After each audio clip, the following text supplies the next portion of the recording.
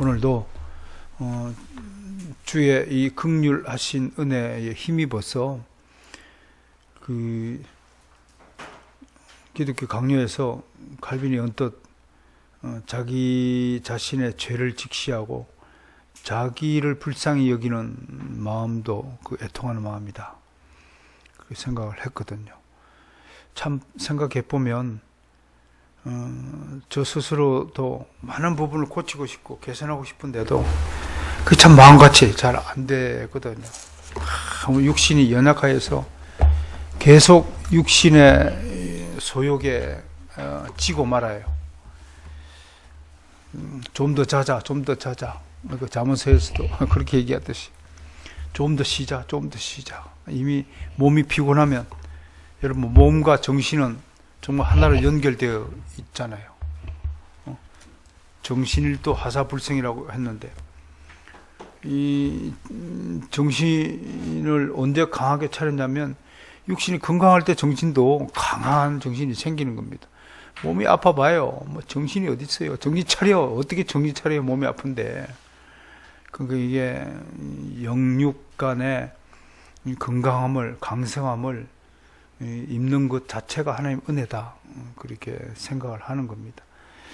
그런 차원에서 오늘도 여러분, 육신이 좀 고단하지만 내 자신의 변화에 대해서 참 저 스스로도 슬퍼하고 있지만, 그럼에도 성령으로 말미암아서 우리가 조금씩 성화되어지고 있다는 사실을 좀 잊으면서, 오늘 사실은 성화 부분을 좀 다룰 텐데요, 그 점을 좀 인식하시고, 우선 우리가 지금 기독교 3장을 다룰 텐데, 지난 시간에는 석 달 만에 하는 재개하는 것이라서, 또 기독교 강요 3권의 큰 주제가 성령 하나님이므로 또 성령님에 대해서 좀 돌아보았고, 특별히 칼빈의 성령론의 특징들을 좀 알아보았습니다.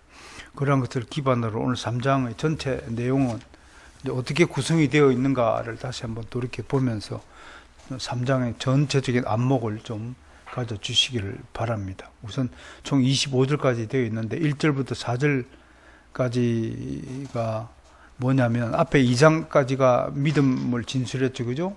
믿음을 진술하면서 3장에서 믿음의 결과가 뭐냐, 중생과 회개다, 이렇게 얘기합니다.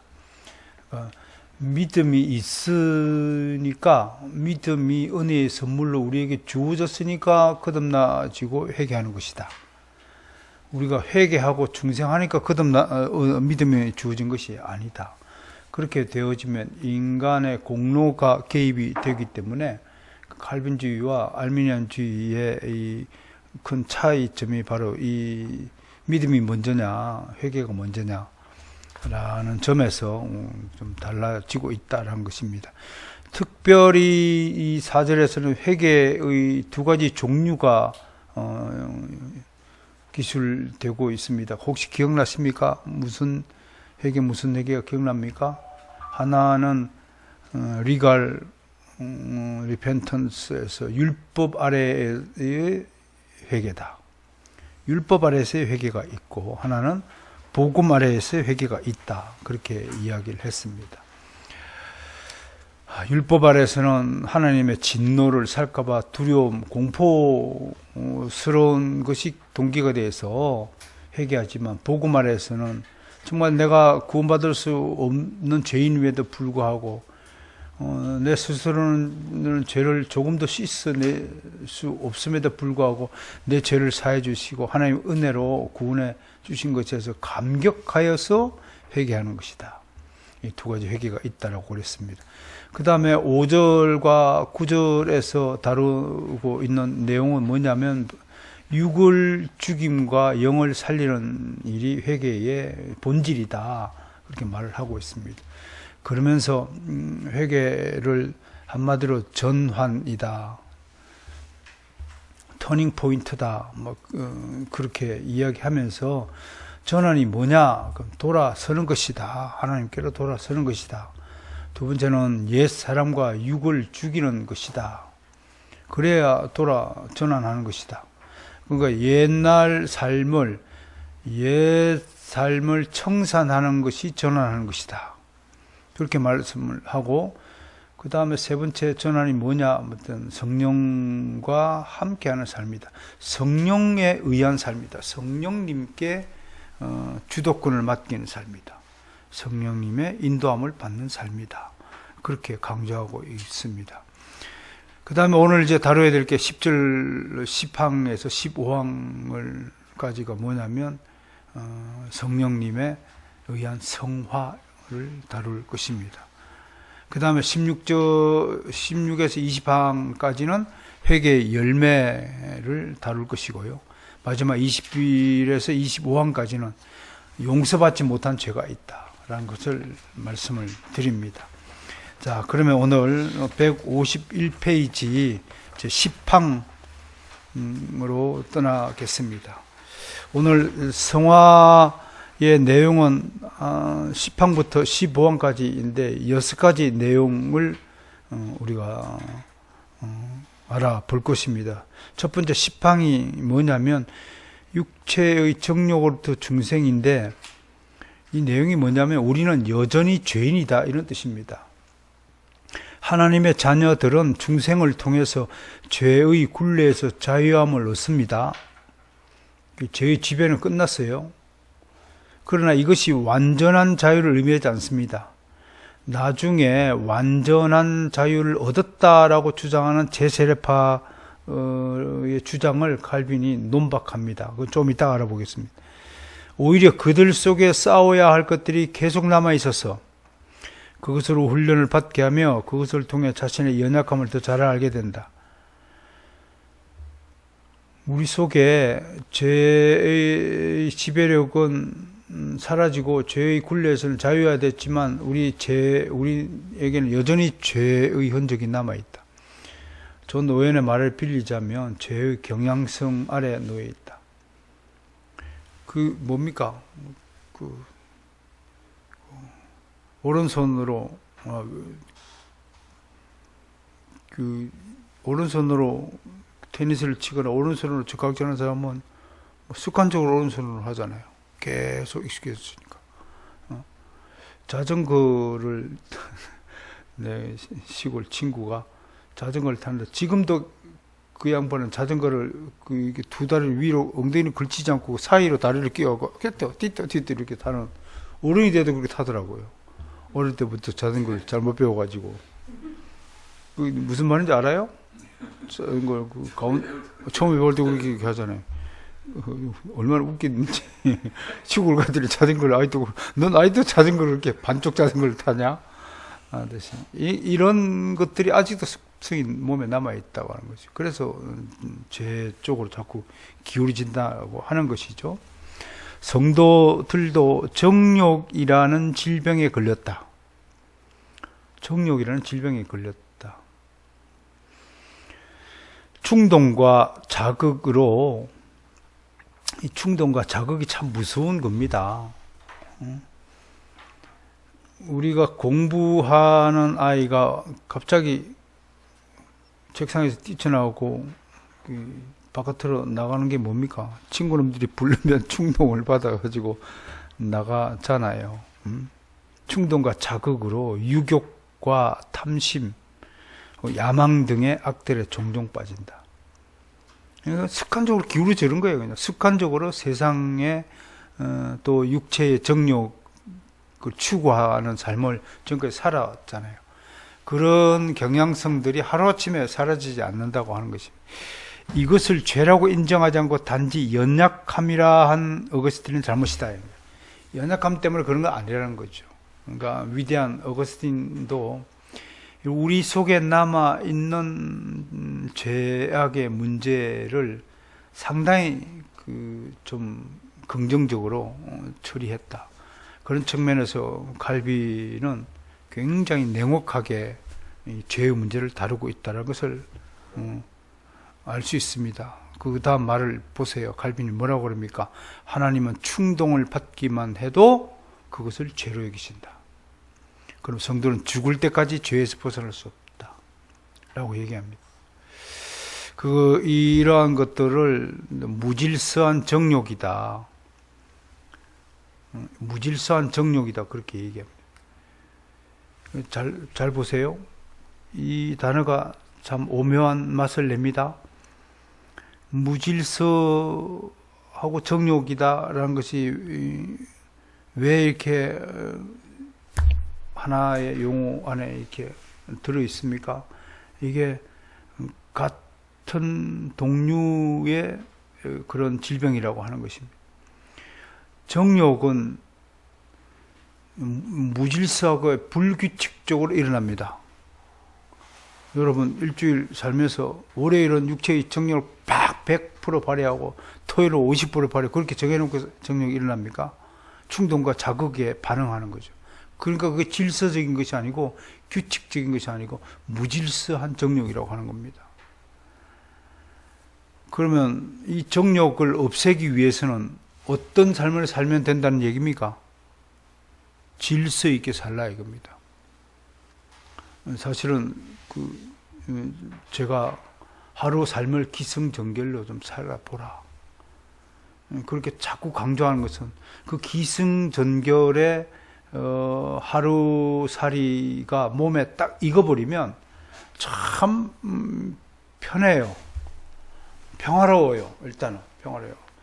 이게 내가 해야 될 일을 탁탁탁탁탁 하면서 하루 24시간을 보내면 나중에 시간이 남아요. 시간이 남아 돌아요. 그러면 또 다음 과제에 대해서 또 주제를 설정해 놓고 또 막 속으로 계속 어떻게 준비할까. 오늘 이번 주 그리스도 연합에 가는 설교를 이번 주는 아주 빠르게 준비를 했는데 어저께부터 계속 밤에 산에 올라가서 기도하고 산책하는데 어떻게 준비할까요? 연합 하나가 되자. 일치하는 것이다. 연합하는 게 뭘까? 하다가 반딱 아이디어가 또 올라가지고 자 오늘 오자마자 오전에 정리를 다 했는데 이렇게 질서 있는 인생이 우리에게 주는 유익들이 굉장히 크다는 것을 말씀을 꼭 드리고 싶어요. 그래서 여러분 육체의 소욕을 벗어나는 것은 저는 이런 기독교 강요의 진술에 근거하여서 보면 우리가 질서 있는 삶을 살면 육체의 소욕에서 그나마 벗어날 수 있는 여지가 가능성이 많다라고 말을 할 수 있을 것 같습니다. 11항은 죄의 흔적에 대해서 또 이야기합니다.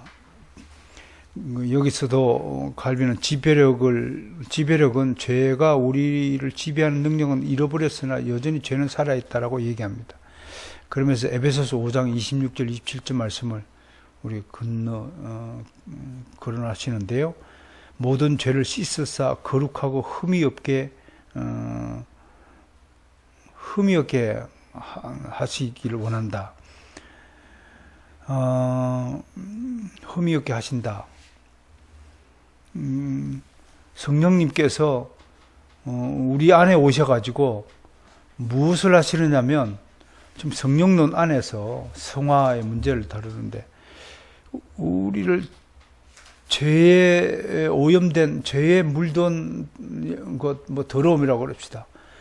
우리 내면의 그 더러움을 씻어주는 것으로부터 우리 사역을 시작하신다는 겁니다. 참 굉장히 은혜로운 말씀입니다. 하나님께서 자기 백성을 중생시켜 죄의 다스림에서 벗어나도록 이끄시고 성령께서 능력을 베푸사 그들이 싸움에서 이겨 승리할 수 있도록 도와주신다. 그러니까 우리 옛사람이 십자가에 못 박혔고 하나님의 자녀에게서 죄의 법이 제거되었지만 그 흔적은 남아있다 하지만 하나님의 이 연약함을 의식함을 통해서 신자를 겸손하게 만드신다. 죄의 흔적이 남아있다는 것을 칼빈은 오히려 거꾸로 이 죄의 흔적이 남아있다는 것에 대해서 우리가 연약해지는데 이 연약함으로 말미암아 우리가 겸손의 자리로 나아갈 수 있게 된다는 것입니다. 우리의 책무는 마음을 다하고 뜻을 다하고 힘을 다하여 내 하나님 여호와를 사랑하는 것이다. 그렇게 말하고 있습니다. 우리가 겸손하게 되는 것에 대해서 좀 생각해 볼 그 성경 구절이 로마서 7장이라고 봅니다. 로마 7장을 제가 잠깐 보니까 4절에 그리스도 몸으로 말미암아 율법에 대해 죽임 당했다. 왜 우리가 예수 그리스도를 의식하면서 우리 겸손해야 되냐면 예수 그리스도가 율법에 대해서 죽임을 당했다는 거. 율법 아래에서 죽임을 당했다. 율법의 규정에 따라서 정죄를 받고 재판을 받고 죽임을 당했다는 것. 유대인들이 율법에 따라서 고소당하고 당했다고 하는 것입니다. 그런데 역전이 일어납니다. 7장 6절에 뭐라고 하냐면 그렇게 죽었으므로 율법에 대해서 벗어났다고 하는 것입니다. 그럼 이런 얘기입니다. 우리가 만약에 율법 아래에 태어났으면 우리는 죽을 때까지 율법에서 벗어날 수 없게 되었을 것입니다. 그런데 예수님이 우리로 하여금 율법을 벗어나게 하였는데 어떤 방식을 택하여 우리를 벗어나게 했냐면 본인이 우리를 대신하여 율법에 죽었다는 겁니다. 그 율법의 요구를 완전히 만족시켜 버렸다는 거예요. 그 율법은 예수 그리스도를 말미암아 율법이라는 사람이라고 칩시다. 율법이라는 사람이 지금까지 원하던 모든 것들이 한꺼번에 다 충족이 되어버렸으니까 예수 그리스도의 십자가 죽음으로 말미암아 더 이상 다른 사람에게는 율법이 무언가를 요구할 수 있는 권리가 전혀 없다는 거예요. 능력도 없다는 거예요. 그 죽으셨다는 겁니다. 그러면 이제는 우리는 무슨 법을 섬겨야 되느냐? 7장 25절에서 사도 바울의 결론이 이거예요. 마음으로 하나님의 법을 섬겨라. 율법을 섬기는 것이 아니라 이제 하나님의 법, 그게 우리가 주신 복음이다. 이제 우리는 복음을 섬기는 자가 되었다. 그러면서 율법에서 자유하라 라는 말이 그런 뜻으로 섬겨지는 것입니다.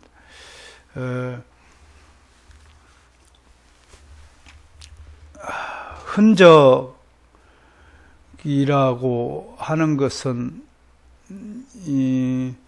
영어로 trace라고 번역이 되는데요. trace. 근데 다른 성경에는 evidence, 증거라고 번역이 된 데도 있어요. 이게 뭡니까?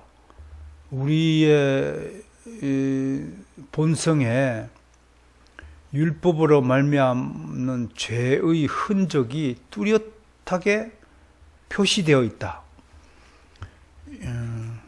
이렇게 되었습니다. 우리 어렸을 때 돼지를 팔면은 탁 이렇게 엉덩이에다가 도장을 찍잖아요. 쌀을 도장에 찍었어요.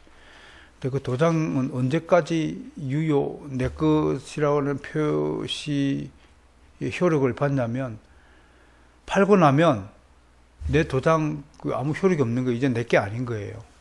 그렇죠? 도장은 찍혀 있어요. 도장이 찍혀 있어도 더 이상 내게 아니에요. 왜? 나는 값을 치르고 팔았으니까. 근데 산 사람에게 그 가만이나 돼지 엉덩이에는 분명히 내 도장이 찍혀 있어요. 무슨 얘기냐면 율법의 도장이 그런 거란 말이에요. 율법이 딱 도장을 찍어놓고 내 거다라고 주장을 했는데 예수님이 다 사버렸어요.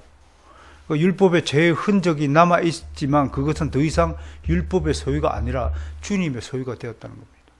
무슨 뜻인지 알겠습니까? 그게 죄의 흔적에 대한 기독교 강요의 진술이라고 하는 것입니다. 12항을 봅시다. 인간의 본성적 부패라는 부분인데요. 사실은 우리가 가지고 있는 욕망이 죄는 아닙니다. 욕망은 본능적인 것입니다. 배고프면 밥 먹고 싶고, 졸리면 잠자고 싶고, 예? 재미있으면 웃고 떠들고 싶고, 사랑하는 사람끼리는 사랑하고 싶고, 그 본능적 욕구죠. 욕망이죠. 그것 자체가 죄악은 아니라고 우리는 하는 것입니다. 그것을 인간의 모든 욕망들은 하나님이 베푸신 것이다 라고 설명을 하는 것입니다. 두 번째로 하나님이 창조하신 그 본성들을 정죄하는 것이 아니라 하나님의 다스림을 반항하는 격렬하고 무법한 충동들을 정죄하는 것이다. 충동들, 아까 계속 나오죠. 충동들. 이 충동이 바로 육체의 소욕을 자극하는 것이기 때문에 충동 그 자체에 유혹당하는 것, 그것이 우리의 연약함이요, 그것이 죄악에 물드는 일이다 라고 설명하는 것입니다. 그러므로 그 충동들에 대해서 악하다고 하는 것이다 라고 말하는 것입니다. 그렇다면 한 가지 우리가 발견할 수 있는 것은 두 친구가 있어요. 근데 한 친구가 도둑질을 했어요. 근데 하나님은 그 도둑질하는 것보다도 옆에 있는 놈을 더 벌을 주었어요. 왜 그럴까요? 알고 봤더니 옆에 놈이 도둑질하고 충동질하는 거예요. 그 기독교의 이게 경중을 가릴 때는, 여러분, 에덴 동산에서 사탄과 하와와 아담의 죄악을 물을 때 거꾸로 책임을 묻죠. 제일 죄가 약한 사람 누군가요? 응? 하와, 아담, 제일 죄가 큰 사람이 누군가요? 뱀이잖아요. 왜 뱀을 제일 마지막에 심판하시면서 걔는 신문도 안 하고 바로 판결 내리잖아요. 아담과 하와는 넌 왜 그러냐, 왜 그러냐 묻는데 뱀한테는 그런 거 묻지 않아요. 너는 평생 저주를 받아서 흙을 먹고 배로 기어다닐 것이다. 바로 판결을 내잖아요. 왜? 최초의 원인이 누구예요? 뱀이잖아요. 뱀이 하와를 충동시켰잖아요. 그러니까 성경에서 하나님은 누구를 가장 엄한 심판으로 삼냐면 자꾸 이 꼬드긴 놈, 충동질하는 놈. 그러니까 둘이서 싸우는데 주먹질한 놈도 나쁘지만 주먹질 하도록 시비를 걸거나 싸움을 유도한 사람, 이런 것들이 하나님 보시기에 굉장히 악한 것입니다. 충동을 정죄하는 것이다 라고 얘기하는 겁니다. 부패하고 오염된 본성에서는 순결하거나 순전한 것이 절대로 나올 수 없다. 당연한 이치죠. 당연한 이치죠. 음식물 부패했는데 거기서 신선한 맛을 기대할 수 있습니까? 그건 절대로 있을 수가 없죠.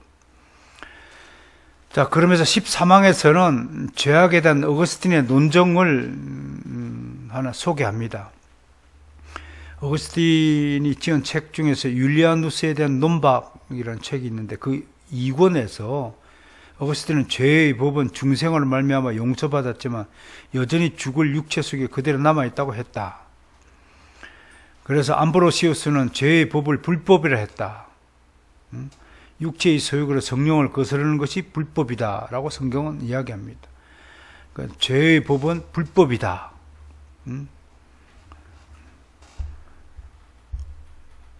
하나님의 법을 어기는 것 모두가 죄의 법이다, 그렇게 말을 할 수 있습니다.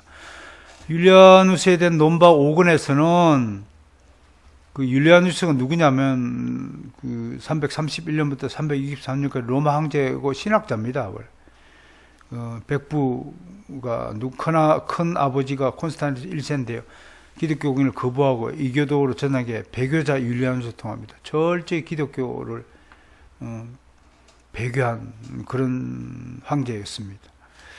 사람이 3번입니다. 5권에서는 사람이 하나님을 믿지 않기 때문에 죄요, 그런 말미암아 교만한 마음이 그에 합당한 행보를 받기 때문에 죄의 형벌이요, 눈먼 오류 때문에 무언가 잘못을 범하면 죄의 원인이 되는 것이다.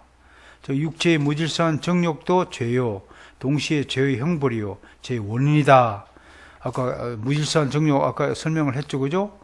이 무질서한 것들이 죄의 직접적인 원인이 된다라고 강조함으로써 칼빈이 그리스도인들의 무질서한 삶을 극히 경계하고 있다는 것을 우리는 알 수 있습니다.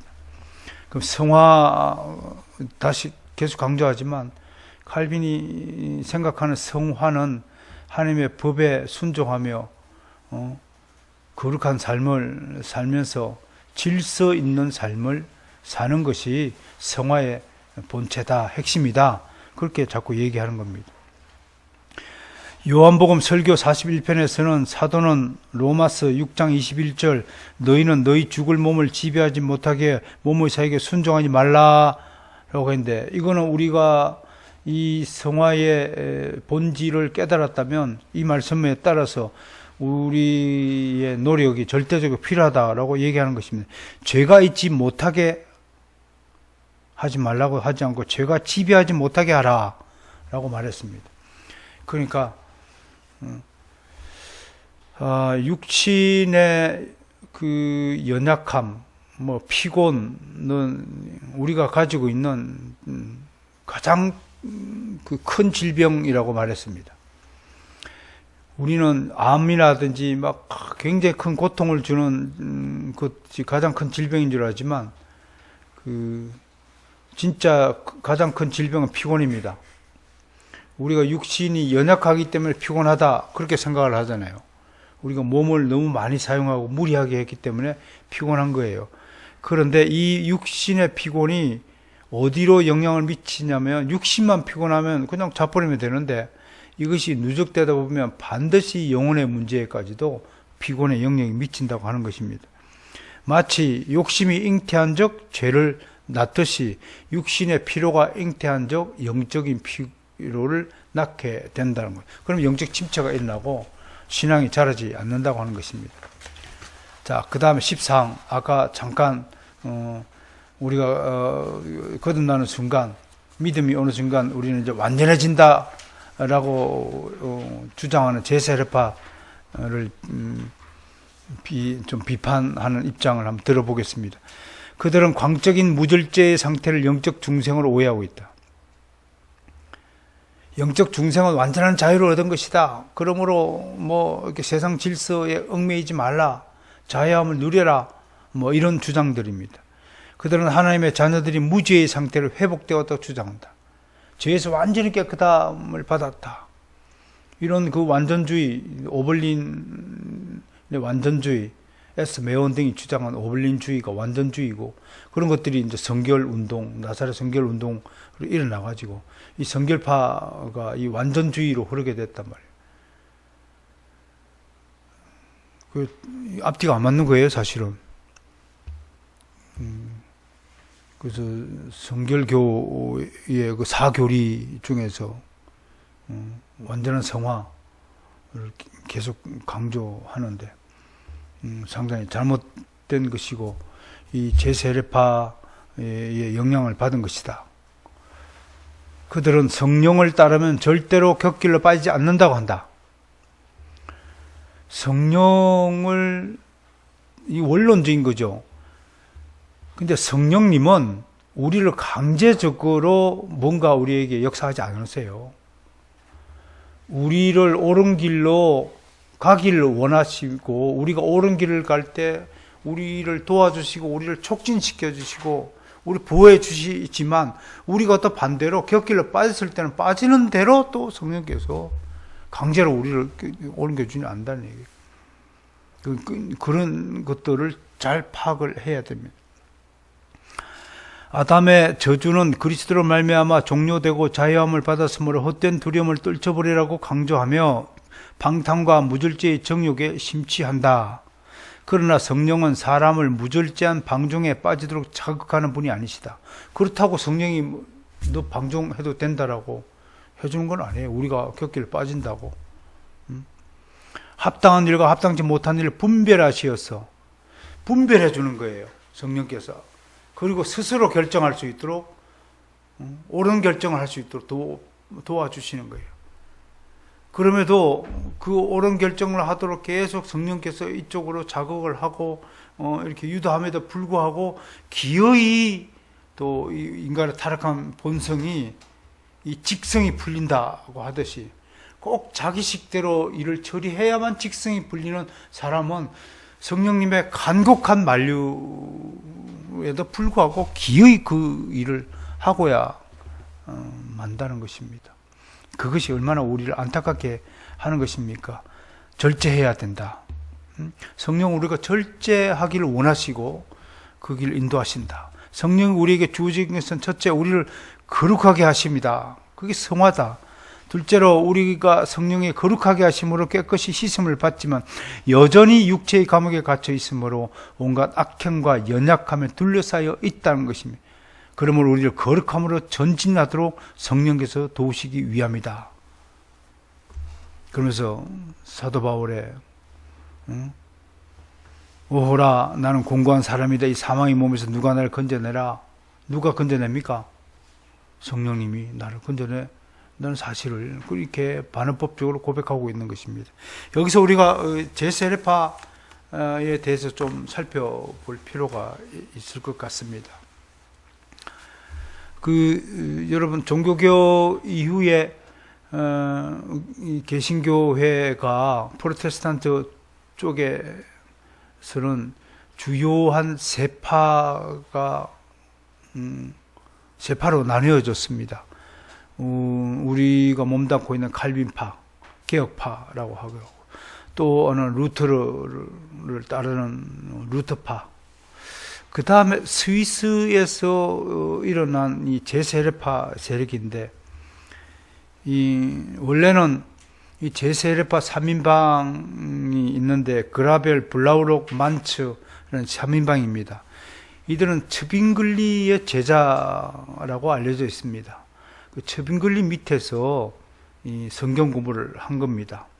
그럼 츠빙글리는 누구한테서 성경 공부를 했냐면, 프랑스의 인문학자는 르페버르, 당대 에라스무스와 어깨를 나누었던 르페르브라는 그 당대의 그 인문학자 밑에서 성경 공부를 했고, 이 이제 연출이 이렇게 되는 거죠.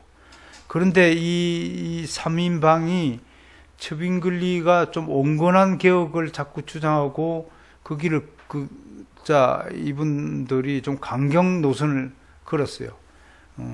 그래서 나중에 혁명까지도 하는데요.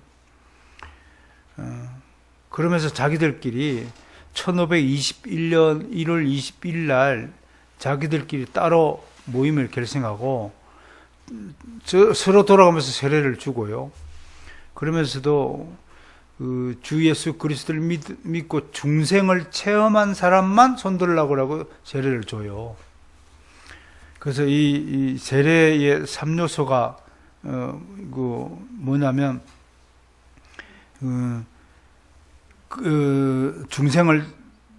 중생을 했다고 중생 체험을 하였습니까? 그걸 이제 확인하는 거고. 두 번째는 예수 그리스도가 당신의 구세주임을 확신합니까? 묻고. 세 번째는 모든 면에서 생활의 모범을 보인 자. 이게 까다로워요. 상당히 엄격한 규율을 지키고자 이런 주장이 되었고요. 그래서 이들은 나중에 이제 주로 물을 뿌리는 의식을 하다가 여기서 물 속에 직접 빠져드는 침례 행위를 하는 파가 또 별도로 나눠졌어. 침례파의 그 출발점이 여기 되었다고 하는 것입니다. 특별히 이들의 핵심적인 교리가 뭐냐면 칼빈파들에 대해서 혐오감을 느낀다고 하는 그 교리가 뭐냐면 유아 세례를 우리가 인정하는 것을 매우 거부하였습니다. 어떻게 본인이 의식도 못하는 어린아이에게 세례를 줄 수 있느냐? 그 아이가 무슨 믿음을 확신이 있느냐? 그 아이가 난 지 8일 만에 무조건 유아 세례를 베푸는 우리 칼빈파에 대해서 상당히 거부감을 느끼고 따로 독립을 하게 된 것입니다. 그들에게 무엇이 부족하다고 보여집니까, 여러분?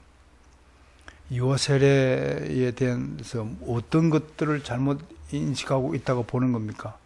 그들은 언약, 백성의 하나님의 언약에 기반한 그 약속을 모르기 때문에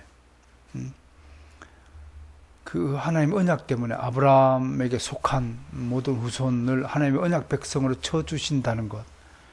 그리고 베드로나 바울 사도가 전도하면서 주 예수 그리스도를 믿으라 너와 너의 집이 구원을 받으리라고 하는 그것도 다 하나님의 언약에 기인한 근거를 둔 그런 약속의 말씀이라는 사실을 간과하기 때문에 눈에 보이는 징표만을 찾아서 그것을 세례의 조건으로 삼는 것, 그건 참 안타까운 점이 아닐 수 없습니다. 그리고 이들의 특징이 뭐냐면 회개를 요청했는데 뭐 3번인가 3차례인가 기회를 줬는데 회개하지 않으면 교회 추방시켰습니다. 교회 순수성을 보존하기 위함이다라고 얘기하고 있고요. 그 다음에 이들의 교회의 목표는 초대 교회를 목표로 합니다. 초대 교회처럼 아무런 그 자기 개인 소유도 없이 다 공용하고 교회에 나와 모이기를 즐겨하고 그러면서도 또 찬송은 또 거부했어요. 이 제사렙파 사람들은 지금도 찬송보다도 묵상하고 기도하고 이런 것들을 하고 왜 그러냐면 성경적 근거가 없다라고 이야기하는 거예요. 그 다음에 이제 정교 분리를 선언하면서 그리스도인이 정치인이 된다든지 정치에 참여한다든지 또는 군 입대를 한다든지 이런 것들을 거부하였습니다. 나중에 그 사실은 이들의 진짜 문제가 뭐냐면 여러 신학자들이 어거스틴 당시에요. 4, 5세기 때에 그 교회의 질서를 어지럽힌 그 세력들이 있었어요. 그걸 도나티스트들이라고 하는데 도나투스파들 이들은 이제 방언을 하고 막 신비 체험을 강조하고 이랬지만 사실은 그것 때문에 정죄를 받은 것이 아니고 교회를 뛰쳐나가지고 기존 교회를 막 욕을 하고 기존 교회를 막 무너뜨리려고 막 공격하는 행위 이런 사람들을 뭐라고 부르냐면 역사적에서 분리주의자라고 그래요. 저는 제세례파의 가장 큰 문제가 뭐냐면 분리주의의 길을 걸었다. 우리가 우리 안에서 우리의 문제점을 발견하고 지적하고 또 그걸 고치고 또 대안을 마련하고 더 좋은 방편을 개발하는 것이 개혁의 정신이지만 개혁은 분리하자는 것은 절대 아닙니다. 분리와 개혁은 다른 겁니다. 그러면서 제세례파가 분리주의 길을 걸었다는 것은 역사적으로 큰 오점이 아닐 수 없습니다. 나중에 이들은 자기들끼리도 또 후스파, 후터파, 또 멜히오르파, 그 다음에 메노 시몬파, 메노파. 이 메노 시몬파들이 지금 이제 그러니까 미국과 캐나다에 가가지고 별도로 이제 자기 공동체를 꾸스르고 있는데, 이 메노 시몬파를, 이 파를 이끌어서 요즘에 메노나이트, 그렇게 불러요. 제세례파를 메노나이트라고 그렇게 하는 겁니다. 나중에 아까 그 제세례파를 일으켰던 3인방은 다 죽어요. 특히 만천가 이 친구는 그 스위스 7위 당국의 재판을 받아가지고 어떻게 죽냐면 그 호숫가에 던져졌고 익사하는 벌을 받았어요. 그래서 오히려 스위스의 칼빈파들의 이 뭡니까 악랄함을 제세례파가 공격하는 빌미가 되었는데, 글쎄요, 그 사법당국 7위 당시 법이 그랬다는 거예요. 삼위일체를 부정하면 무조건 화형이었고, 또 뭐 다른 것을 하면 뭐 여러 가지 벌 중에 물에 빠뜨려 죽이는 것도 있고, 뭐 수레바퀴에 깔려 죽게 하는 것도 있고, 뭐 그런 시절이었는데, 지금 생각해보면 그건 정말 그렇게 해도 안 되고, 물론 그 당시에도 그렇게 하면 안 되는 거지만, 아무튼 역사적으로 이런 일들이 있었다고 하는 것입니다. 그럼에도 이 제세례파의 완전 성화 교리는 결코 우리가 받아들일 수 없다. 성경이 그걸 뒷받침하지 않는다는 것을 우리가 꼭 좀 알아주셨으면 싶습니다. 오늘 마지막으로 15항인데요. 고린도서 7장 11절의 회개를 거론하면서 7가지를 회개의 종류를 7가지를 나열하고 있습니다. 고린도서 7장 11절 한번 읽어볼까요? 시작. 보라, 하나님의 뜻대로 하게 된 이 근심이 너희로 얼마나 간절하게 하며 얼마나 변정하게 하며 얼마나 분하게 하며 얼마나 두렵게 하며 얼마나 사모하게 하며 얼마나 열심 있게 하며 얼마나 벌하게 하였는가. 너희가 그 일에 대하여 일체의 너희 자신의 깨끗함을 나타내었느니라. 회개란 뭐냐? 하나님의 뜻대로 하는 근심이다. 그렇게 일단 정리를 해요. 하나님의 뜻대로는 근심은 어떤 것이냐? 첫 번째, 간절함이다. 회개는 하나님의 뜻대로 내가 행하기를 간절하게 구하는 것이다. 그게 회개한 사람의 특징이라는 거예요. 회개하지 않은 사람은 그런 간절함이 없다는 거예요. 어떻게 하면 교회에 덕이 될까? 어떻게 하면 하나님께 영광을 올려드릴까? 어떻게 하면 하나님이 내게 주신 소명을 이루려고 할까? 이게 회개한 사람의 특징이라고 하는 겁니다. 여러분에게도 그런 간절함이 있기를 원합니다. 두 번째는 변정하게 하며, 어떤 성경은 변명하게 하며 라고 되어 있는데, 변명하는 근심이 뭐냐면, 이 근심은 어떻게 하면 하나님 앞에서 자신의 정당함을 증명할까를 하는 근심이라는 겁니다. 하나님의 뜻대로 하는 이 근심 중에서도 어떻게 하면 자신의 정당함을 변명하느냐 하는 근심을 가져야 이게 회개한 사람이라는 거예요. 그럼 회개하지 않는 사람의 그 변명은 뭡니까? 변명은 자기 잘못을 감추려고 하기 위한 변명에, excuse에 몰입한다는 거죠. 이거 다른 변명이다. 그렇게 설명하고, 세 번째, 분노인데 이건 의분입니다. 의분. 이 의분을 칼빈은 자기 비하, 애통함으로 보고 있습니다. 어디에 대한 의분이냐면 다른 사람의 죄에 대해서 의분이 아니라 자기 자신의 죄에 대한 의분, 분노라고 하는 겁니다. 영어로 indignation이라고 번역을 합니다. 그러니까 자기 자신의 죄에 대해 분노를 해야 된다. 아까도 조금 전에도 말씀드렸다시피 제 자신의 육신의 연약함을 가슴을 치고 사도 바울처럼 아까 오라, 나는 정말 공고한 사람이로다. 이 사망의 몸에서 이 나쁜 버릇을 어떻게 하면 고칠까? 그런 하면서 내가 그걸 고치지 못한 나에 대해서 이 정신아, 바보야, 쪼다야 이렇게 정말 분노하는 거. 다른 사람에게는 하나씩 따뜻하고 관용이 되지만 자기 자신에 대해서는 엄격하는 것이 회개의 뚜렷한 특징이다라고 설명을 하는 겁니다. 그 다음에 네 번째가 뭡니까? 하나님의 진노에 대한 두려움입니다. fear. 이거는 회개한 사람은 반드시 하나님의 심판을 두려워합니다. 회개하지 않은 사람은 하나님의 심판이 있는지 없는지도 모르고, 아이 고가이 지옥 가면 되지. 예? 이렇게 지옥을 우습게 생각하고 일들을 벌리지만 놀라지 마십시오. 하나님은 절대로 그런 빈말 같지 않는 빈말마저도 다 기억하시고, 다 기억하시고, 뱉은 말을 하나님은 하나도 떨어뜨리지 않고 다 그대로 보응한다는 것입니다. 다섯 번째로 거룩을 갈망하는 사모함으로 간절한 소망을 이야기합니다. 어떤 소망입니까? 거룩을 갈망하라. 그러니까 여기를 의무 이행을 했는가?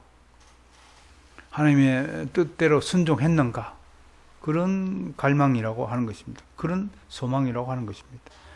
여섯 번째, 열심입니다. 어떤 열심이냐면 최악에 처했을 나의 상태를 그리면서 그런 상태에 빠지지 않게 열심을 다해야겠다고 마음을 다하는 그런 근심입니다. 세상 사람들이 열심은 내가 잘되고 내가 성공하기를 바라는 건 열심이지만 회개한 자의 열심은 내가 더 이상 죄악에 빠지지 않겠다고 죄악에 빠지지 않기 위하여 자기 자신을 경성하고 자기 자신을 근신하고 깨어 기도하는 이 열심을 말하고 있다는 것입니다. 전혀 다른 열심이라는 겁니다. 마지막으로 일곱 번째, 벌함인데요. 이건 징벌입니다. 리벤지, 복수도 리벤지에 속하지만 징벌인데 자기 죄에 대해서 응징을 하는 겁니다. 그래서 응징을 어떻게 하느냐고 했더니 칼빈은 겸손으로 응징하라. 이게 뭔가 좀 수준이 다르죠, 그죠? 응징하면 볼때기를 쳐야 됩니까? 우리가 뺨을 때려야 됩니까? 그게 그런 차원의 응징이 아니라 결국은 이런 자신을 벌하고 자기 죄에 대한 응징의 결과 겸손의 열매를 얻는다고 말하는 것입니다. 사탄은 죄인 스스로 자기 자신을 책망하고 벌하고 자기 자신을 죽이도록 유혹한다. 그러나 경건한 자는 부끄러움과 혼란과 탄식함과 자기 자신의 불만을 갖지만 그것을 숨기지 않고 하나님께 가지고 나와서 당당하게 주님, 제가 죄인입니다. 내가 이런 죄를 지었습니다. 그것 자체가 겸손한 사람의 특징이라는 겁니다. 교만한 사람은 자기 죄를 가지고 나오지 못합니다. 안전 적 없는 하는 것이죠. 그런 차원에서 오늘 이 6가지 내용을 가지고 성화가 어떤 것인가 한번 다뤄보았습니다. 정리하면 성화는 여전히 죄인이라는 사실을 인식하는 것 자체가 우리가 성화되는 길이다. 나는 죄인이 아니에요. 제사바라처럼 우리는 죄에서 완전히 벗어났어요. 이제 저는 더 이상 불완전한 요소가 저에게는 없어요 라는 것이 아니라 여전히 우리가 구원을 받았지만 여전히 우리는 나에게 죄가 남아있다. 그러므로 조심스럽게 죄를 잘 다루면서 살아야 된다. 특별히 성화의 핵심적인 가치가 무질서한 정욕을 경계하는 거다 라는 가르침을 오늘 받았습니다. 그러면서 인간의 본성적 부패가 얼마나 중요한 것인가를 우리가 깨달아야 되고요. 또 마지막으로 이 회개한 자의 7가지 뚜렷한 특징들을 돌이켜 보면서 진정한 회개가 무엇인가 라는 점을 좀 더 인식할 수 있는 그런 시간이 되었다는 거 하는 것입니다. 다음 주에는 16절, 20절 회개의 열매에 대해서 좀 다뤄보도록 그렇게 하겠습니다. 오늘 기독교 강요 제 3권 3장 10항에서 15항까지 내용을 배우시고 하나님의 은혜를 받고 돌아가는 여러분들을 축복합니다.